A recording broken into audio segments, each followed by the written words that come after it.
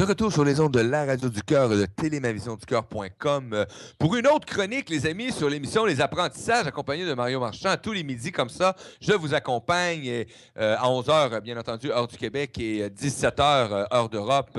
Et on fait ça pendant 2 heures à tous les jours le midi et pour le début de soirée en Europe. Et sans plus tarder, je vais vous présenter un ami que j'ai connu il y a quelques jours déjà seulement, mais que j'ai eu la chance de rencontrer en personne et qu'on s'est souvenu, et je me suis souvenu la dernière fois lors d'une conférence qu'on a assisté au même endroit. Et moi, vous savez, je suis intéressé par tout ce qui est les produits alternatifs ou les solutions alternatives qui se présentent dans ce monde. Et en parlant avec une amie, j'apprends que quand j'ai nommé le mot permaculture, ça l'a allumé une cloche à quelque part. Et là, elle m'a présenté. Et là, j'étais vraiment enchanté parce que vous savez, je ne suis pas au courant qu'est-ce que ça veut dire permaculture ou tout ce qui est nouveau, etc. Je suis en apprentissage. Je suis un padawan de tous ces nouveaux enseignements-là et de tout ce qui est bien pour un monde meilleur, tout simplement, dans l'alimentation, dans les soins, dans peu importe. Et sans plus tarder, je vous présente mon ami Gulven. Salut, comment ça va? Salut, ça va très bien et toi? Ah, ça va très bien. Gulven, juste pour nos auditeurs, nos auditrices et nos téléspectateurs aussi, car on est en direct sur les deux réseaux, une petite présentation de qui suis-je exactement? Écoute, moi je suis quand même quelqu'un qui s'intéresse à la nature, mais aussi aux gens.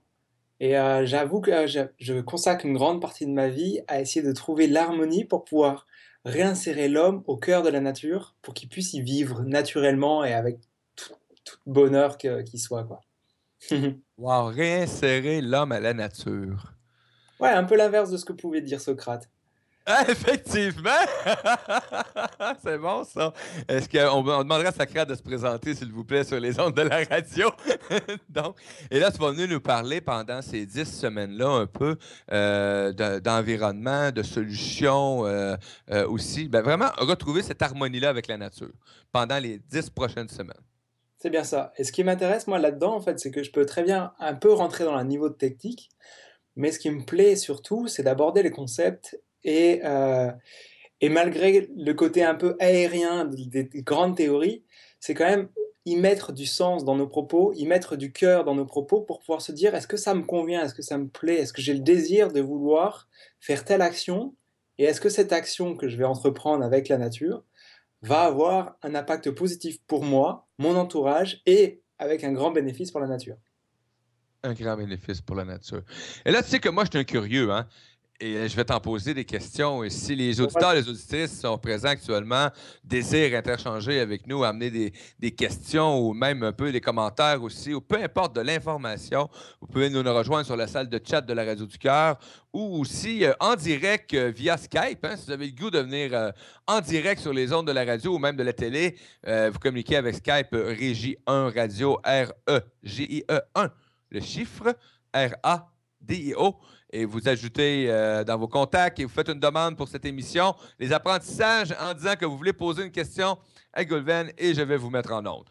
Donc, sans plus tarder, moi, Gulven, je vais y aller avec le sujet qui m'intéresse le plus actuellement, car tu sais, dans quelques mois, dans quelques semaines déjà, je vais retrouver un espace que j'adore, qui est ma maison, et j'ai un terrain, et je veux cultiver mes choses. Et là, moi, j'entends le mot permaculture, et honnêtement, je suis un peu perdu dans tout ça.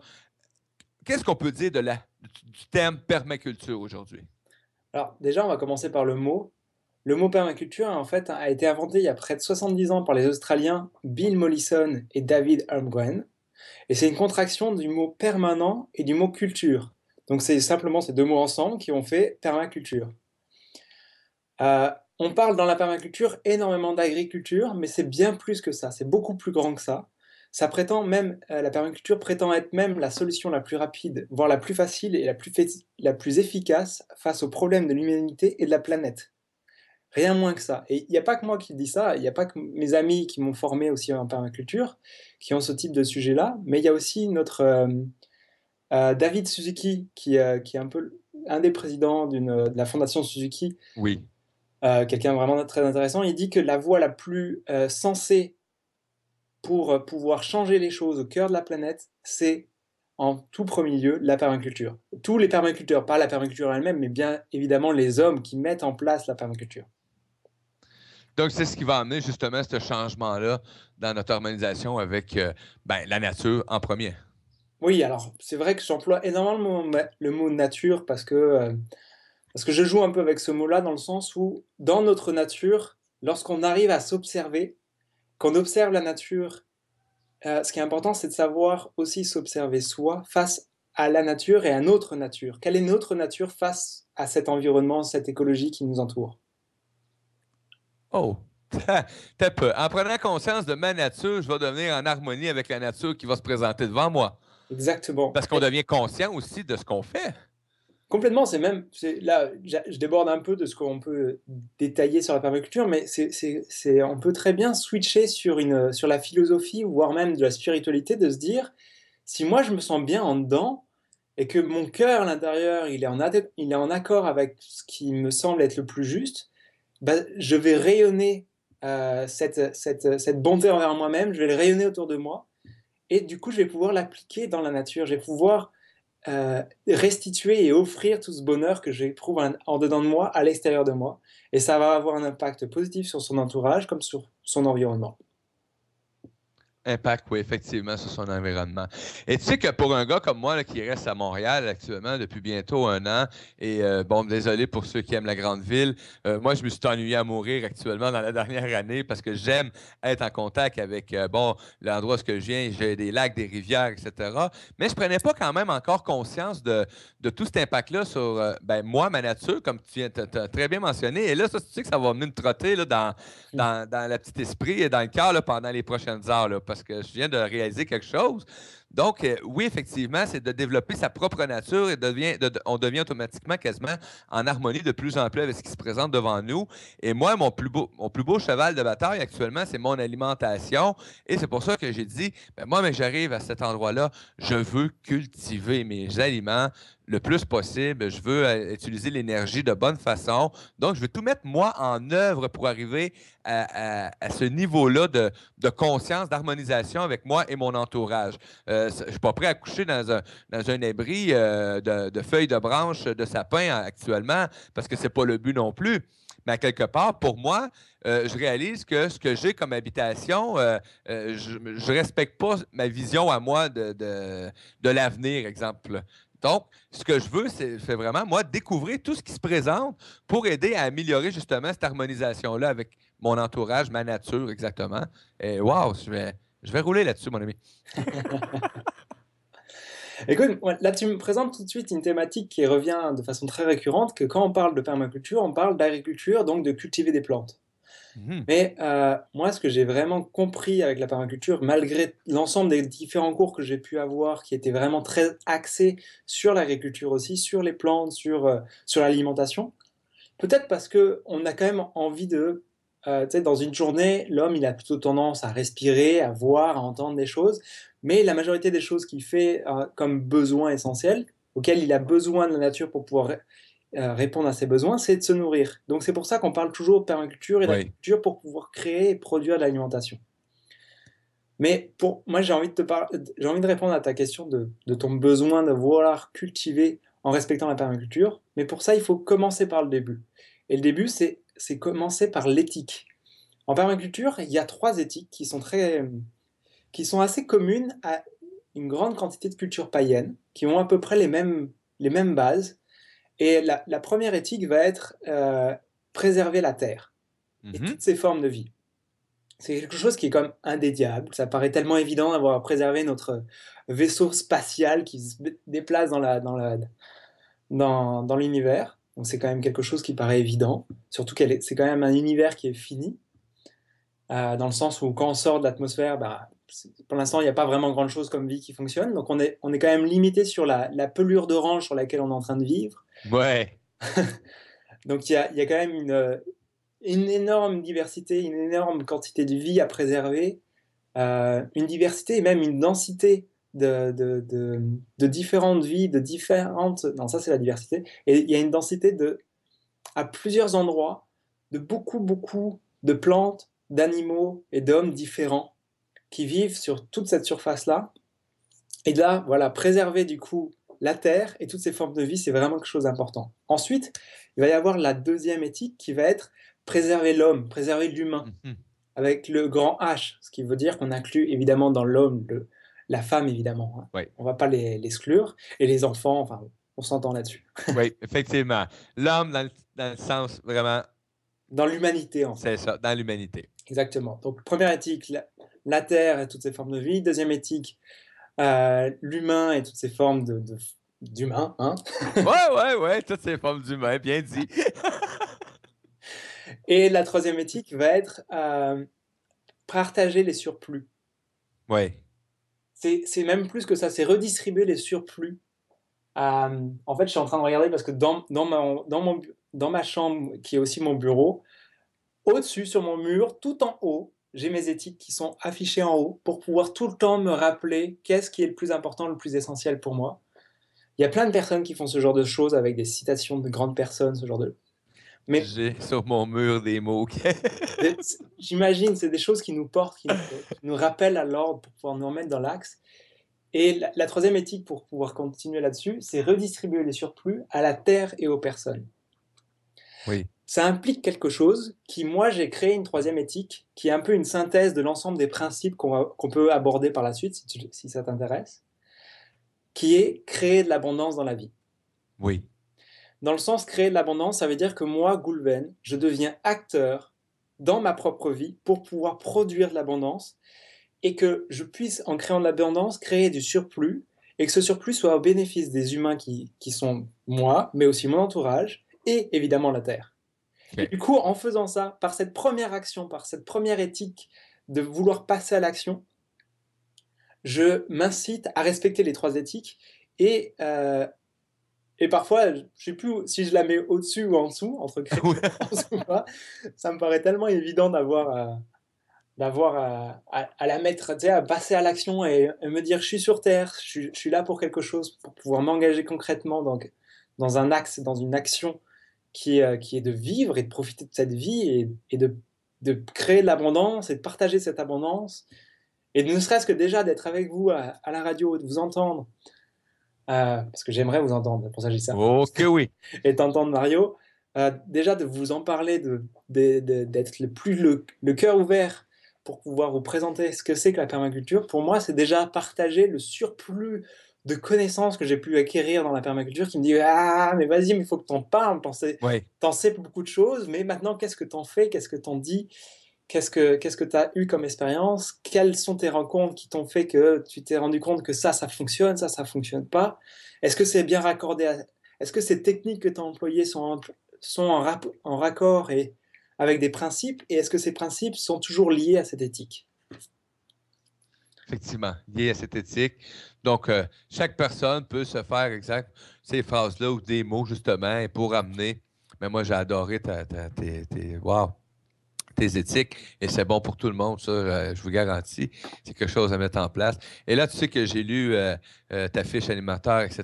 Et là, moi, il y a beaucoup de choses qui m'intéressent parce qu'en plus, tu le sais, on va parler aussi d'habitat, on va parler, oui, de culture, d'énergie, ces choses-là, parce que tu es aussi un professionnel pour un guide en habitat. Et bon, moi, j'ai un projet avec mes garçons qu'on a commencé à dessiner et c'est une maison de Hobbit. Et je vais faire attention. Et j'y crois à cette petite habitation-là pour nous. Ce ne sera pas notre résidence principale, bien entendu, mais j'ai conviction que de la façon qu'on va réussir à amener ça, qu'on est capable, on va être capable, quand on veut, d'aller dedans, passer du temps et avoir le plaisir. Et je vois plus loin un jour vraiment me trouver un endroit où ce que je vais pouvoir améliorer cette structure-là. Ouais, c'est une excellente idée. Ce qui me plaît, moi, dans ton approche, c'est que au lieu d'avoir à essayer de construire un chalet loin, tu sais, par exemple, si tu vis sur Montréal, pour l'instant, je sais que tu es encore à Montréal, mais plus tard, j'ai compris que tu allais déménager. Mais dans l'hypothèse où actuellement, tu es à Montréal, puis tu veux avoir un chalet qui va être loin de Montréal, donc tu as besoin de prendre un véhicule Ouais, et genre expérimenter la nature. Lorsque tu auras déménagé, que tu auras donc cet accès à ce terrain qui sera à côté de chez toi, ouais, tu vas pouvoir peut-être pas avoir le besoin d'avoir à aller loin pour aller au chalet, parce que tu vas pouvoir construire ta cabane dans ton jardin. ouais, Cette cabane, au effectivement. lieu qu'elle soit accrochée dans un arbre, là, ton idée à toi, c'est qu'elle soit semi-enterrée Ouais. pour être comme un hobbit. Mais tu sais, je vais faire à mes garçons, hein, parce que c'est une activité que je vais faire avec eux. Je veux leur montrer aussi cette harmonisation-là avec la nature, la terre, etc. Mm. Donc, ils vont participer à toute cette mise en place-là. Et on a déjà construit à l'époque, quand ils étaient tout petits, une petite cabane dans les arbres. Mais quand on a regardé pour améliorer et faire de quoi qui était plus en harmonie aussi avec ce qu'on veut amener dans notre vie, ben, on a regardé, on avait pensé faire une ourte. Et là, quand on est arrivé sur une image de maison d'Hobbit, mes deux petits bonhommes m'ont regardé et c'est instinctif. C'est ça qu'on veut. Donc, ben, j'ai dit, on va le faire, on va pratiquer, on va mettre en place tout ce qu'il faut. On va le faire dans notre propre cours. Hein? Et on va développer la façon de procéder. Et je suis convaincu qu'on va avoir un plaisir fou à fabriquer ça en famille aussi. Alors, tu vois, quand tu me présentes ça, moi, j'ai un peu tout de suite le cerveau qui arrive avec des solutions. Alors, faut Ah bah oui! comme ça, tac, tac, tac, tac. Et je me dis, attends, est-ce que je vais trop vite là-dedans? Est-ce que je rentre tout de suite là-dedans? Ou est-ce que je continue à parler de mes principes? Non, c'est mieux. Je pense que l'idéal, c'est de tout le long des émissions, c'est de rentrer avec ces questions techniques, y répondre et de refaire le lien avec les principes qu'on pourra aborder au fur et à mesure, parce qu'il y en a beaucoup. Il y en a vraiment beaucoup. Et si vous voulez aller les voir tout de suite, vous pouvez très bien les voir sur le site internet de David Holmgren. On pourra mettre la référence dans le site internet plus tard. Yes. Et là-dedans, on verra les 12 principes de David Holmgren, mais il y en a bien d'autres aussi qui sont un premier principe qui est de commencer son jardin ou son projet, comme toi avec ton Mhm. jardin de Hobbit, chez soi, au pied de sa porte. Et lorsque tu vas être dans ta cour, dans ta future cour avec tes enfants, qu'est-ce que tu vas faire? Est-ce que tu vas acheter un camion de terre pour pouvoir faire ramener de la terre dans cette cour ou tu vas utiliser la terre qu'il y a sur place? Ben moi, je vais utiliser le plus possible tout ce que j'ai sur place et je sais qu'il y a des endroits où je peux utiliser actuellement un surplus que j'ai sur mon terrain qui va me permettre justement d'amener ça sur place directement, utiliser le plus. En plus, j'ai un boisé en arrière que je peux facilement aller chercher ce qui est encore bon, etc. Non, moi, je veux vraiment. Et bon, si à un moment donné, j'en manque, je verrai, mais je pense pas que je vais en manquer.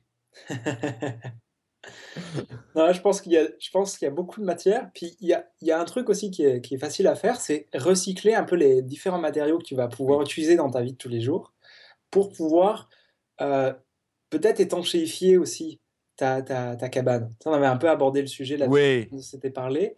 Et si on prend déjà le premier principe, voilà, le premier principe, c'est d'observer la ressource que tu as chez toi. Chez toi, tu veux faire une cabane Hobbit, tu as besoin de terre, tu as de la Oui. terre sur ton terrain, et tu vas avoir besoin de structures, donc des morceaux de bois pour pouvoir construire, et donc tu as accès à une forêt qui est juste à côté, donc c'est génial. Ensuite, pour pouvoir étanchéifier, dans ton bac de recyclage, soit tu le récupères, ce qu'il y a dans ton bac de recyclage, et tu prends tous les sacs en plastique que tu peux utiliser, et Ouais. tu les superposes comme des tuiles, et ça permet de faire évacuer le surplus d'eau. Ou autrement, tu vas dans les constructions de maisons qu'il peut y avoir autour de toi, ils ont toujours des surplus de plastique ou des surplus d'étanchéité. Tu pourrais très bien récupérer ce genre de choses pour pouvoir t'assurer d'étanchéifier cette cabane qui pourrait rapidement se délayer avec les différentes pluies par la suite. L'hiver, ça va pas trop bouger parce que la neige bouge pas, mais Non. avec la pluie qui peut être un peu intense à par moment, elle pourrait comme ouais, évacuer la terre. Donc, ça serait intéressant d'avoir à essayer à, Yes. à étanchifier un peu ça. Et éviter que du coup la terre soit trop humide aussi. Oui, Ah, effectivement, parce qu'on veut un endroit aussi, parce que tu sais que moi, c'est un petit projet, mais c'est pour quelque chose de futur pour moi. Tu mhm. sais, parce que j'ai l'intention de vraiment y aller avec le plus possible d'apprentissage et de pratique à petite échelle pour moi actuellement avec ma famille. Mais j'ai vraiment, pour moi, dans un avenir, on ne sait pas, mais je veux vraiment avoir de quoi de peut-être habiter dans une maison complète construite comme ça, avec le maximum de mon alimentation que je peux vraiment m'alimenter du mieux que je peux avec mes propres produits. C'est quelque chose pour moi qui est important de plus en plus. C'est vraiment intéressant d'avoir essayé de profiter de la terre pour pouvoir être en relation quand même avec notre terre, tu vois. Oui, Hein, oui, notre les terre mains mère. dedans, les Et pieds. c'est vraiment, vraiment quelque chose de plaisant. Et toutes les personnes qui font du jardinage, de l'agriculture ou qui font même la permaculture, ils mettent les mains dans la terre. Et ceux qui construisent avec de la terre, moi j'ai déjà eu la chance de construire 3 maisons en botte de paille. Et les Ah, murs en mode de paille, on les faisait en torchis terre-paille. Donc on manipulait nécessairement la terre. Je l'ai fait aussi avec du chanvre. Enfin, c'était vraiment quelque chose de très agréable. Quand on mettait de la chaux, par contre, pour pouvoir faire la finalisation, la chaux est un peu plus agressive, par contre. Un peu Ça plus, ouais.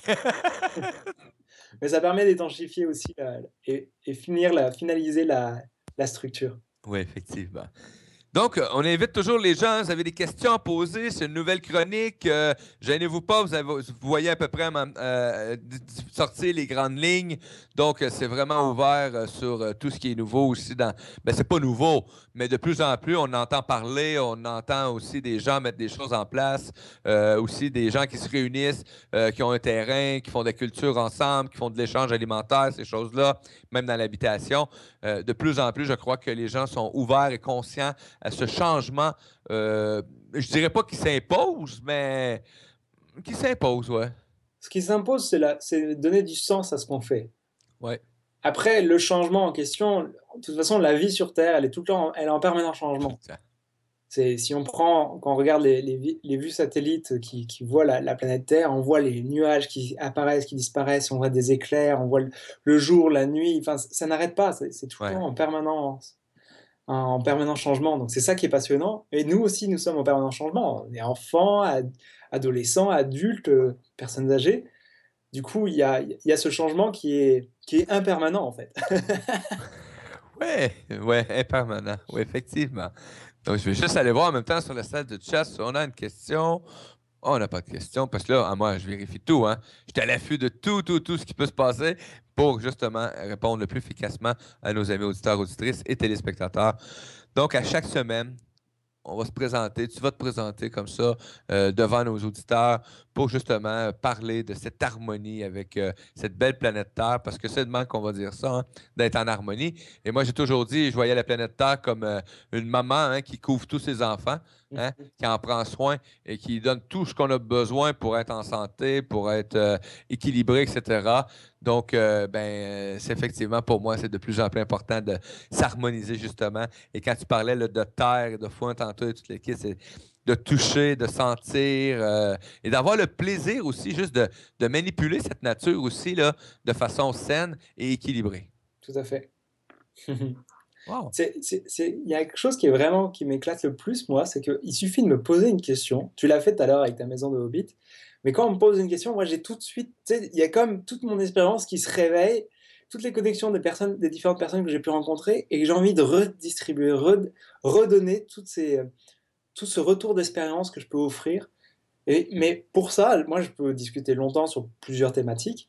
Mais c'est vrai que si vous avez une question précise, faut vraiment pas hésiter à me poser les questions. Ça va me faire tellement plaisir de vous répondre. Et si je sais pas, je vais vous dire, bah, je sais pas. Par contre, c'est possible que la semaine prochaine, je me sois renseigné et je revienne avec les réponses, les personnes qui font et un retour d'expérience. Donc, et voilà, you're welcome. Vu qu'actuellement, nos auditeurs, nos auditrices n'ont pas l'air à vouloir vraiment poser de questions pour l'instant parce qu'on sait que c'est toutes des nouvelles chroniques, donc ils s'habituent aussi en même temps à cette nouvelle, à ce nouveau lancement aussi, car c'est la deuxième journée qu'on fait.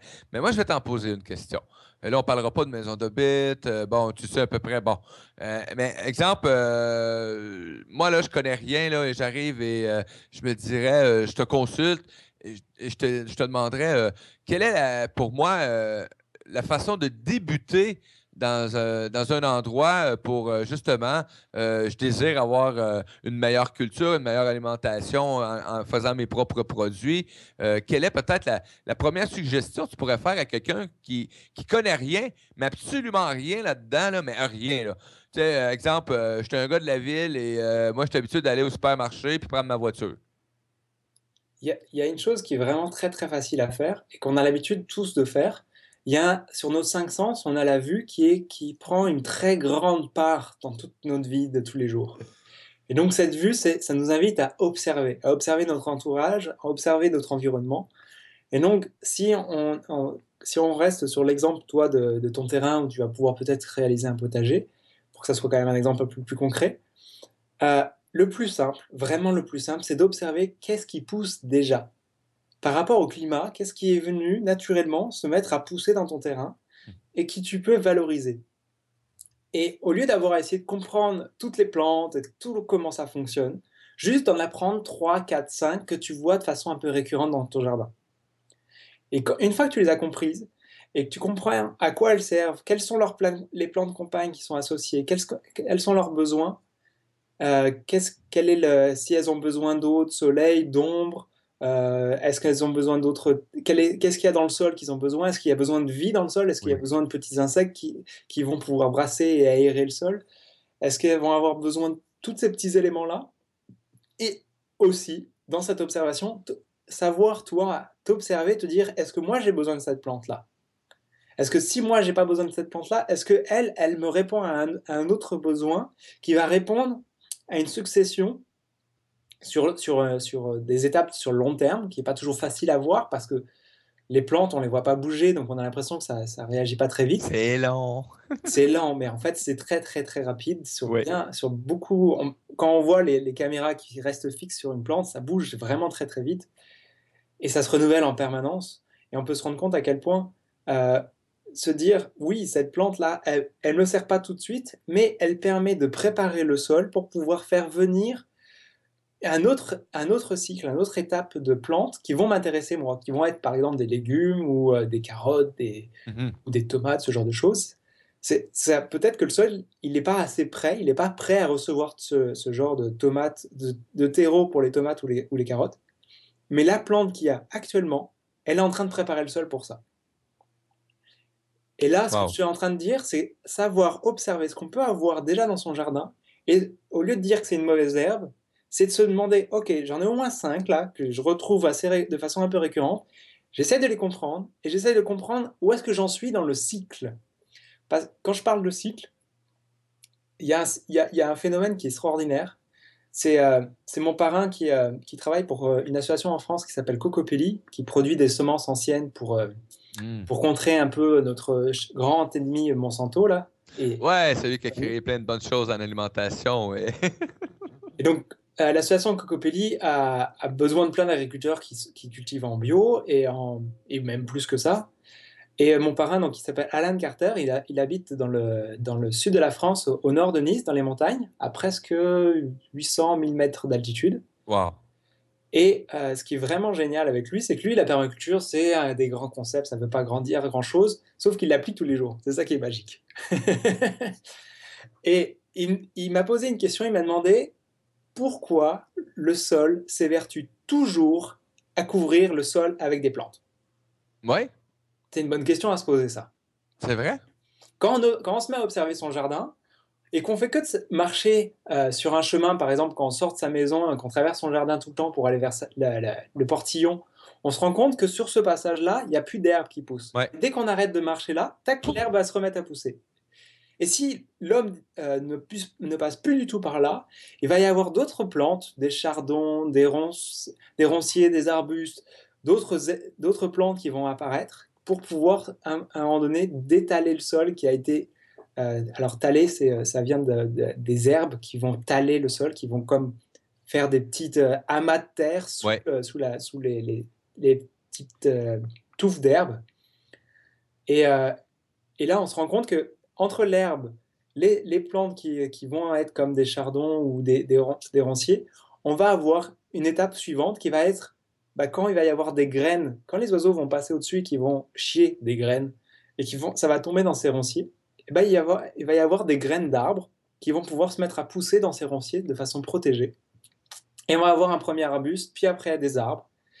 Et, et quand on continue ça sur une durée un peu plus longue que juste quelques années, hein, mais comme 700 ans par exemple, on va atteindre une forêt primaire. Ah.